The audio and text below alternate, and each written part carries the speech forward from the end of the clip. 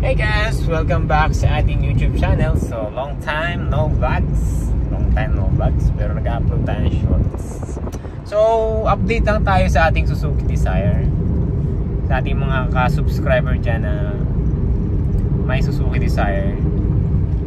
Yung mga subscriber natin dyan na nag-subscribe dahil sa mga video natin sa ating Suzuki Desire.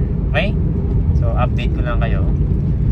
4 years na to ngayong August. So, kumusta naman yung inyong mga Suzuki Desire? Ito sa akin, so far okay naman siya. Ang nai-encounter ko lang,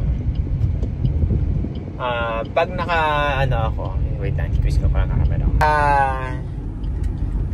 D-mode, may mapapansin akong nagda-dragging siya kapag nasa second gear na siya. So, although normal yun, kasi para ka lang naka-manual transmission. Normal na hindi normal. Tama. Normal na abnormal. Kasi yung bago naman to, wala namang ganon. Normal yun kapag yung sa umaga, kapag nag-start up ka tapos hindi ka nagpa-cool down o yung cold start. Pag in-drive mo siya, nagda-dragging siya kahit first gear. So, anong nangyayari ito sa akin, kapag second gear nagda-dragging. So, kaya ang ginagawa ko, naka-manual mode ako palagi. Although, yun naman talagang laging ginagamit ko. Naka-manual mode ako. Kasi mas maganda siyang humatak kapag naka-manual mode. Kasi ikaw naman yung nagdidesisyon sa ng transmission mo kapag naka-M mode. Ayan. Meron kasi tayong M-mode sa ating sasakyan. So, sa 4 years nito, ang takbo lang ito is 78,906. So, gamit na gamit itong ating sasakyan. Ginagamit kasi natin ito sa ating business. So, daily car ko siya. So, yun ang daily car.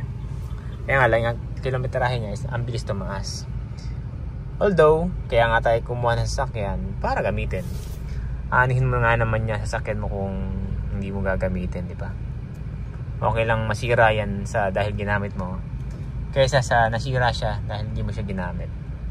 Yan 78,000. Ang napalitan ko na dito, simula nang binili to, one time nagpalit ng battery, then brake pads apat yung binalitan natin, worth 6,000 yung set na harap likod. Ganun yung napatan natin. Then yung battery niya, as per kasa, malapit na madedo. Kumbaga anytime pag pinatay ko to, may chance na siyang hindi mag-start. So 2 years na yung battery nito na pinalit ko na Motolite. So yun lang yung update ko dito. Then ito yung ating seat cover yan. Sa Ace Hardware natin binili yan. As of now, okay pa naman. Buo pa. Hindi pa siya napupunit. And sa 4 na taon na ginagamit ng sasakyan na ito, masasabi ko na napaka-sulit. Napaka-daling i-drive. Smooth. Spacious siya. Maluwag. Malakas makina. Ang pag hindi ka sanay sa AGS talaga, sasabihin mo pangit tumatak. Lalo kapag hindi ka manual mode. Pero overall, yung satisfaction ko dito sa sasakyan na to, 100. Sobrang sipag ng sasakyan na to. So yun lang na-encounter ko dito.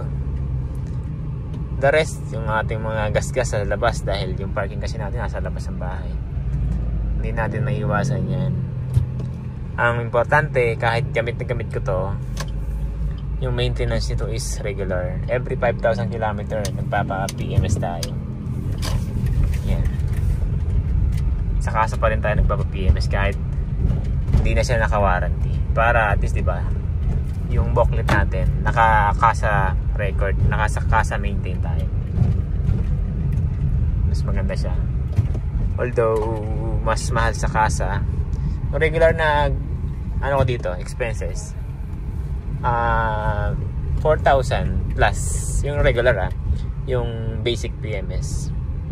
Dahil simula kasi nung nawala ng warranty nito. Kasi diba, kapag naka-warranty to, automatic, every 10,000 km, nag-heavy PMS to, palit spark plug, basta marami pinapalitan, brake pads, Guinness. So, simula nang mawala yung warranty, binabayaran ko na lang 4,000 plus, basic PMS lang. Kasi bago pa lang naman yung brake pads ito, kakapalit lang.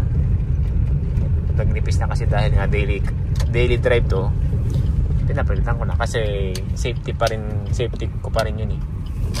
Kaya yun ang pina-priority ko na palitan.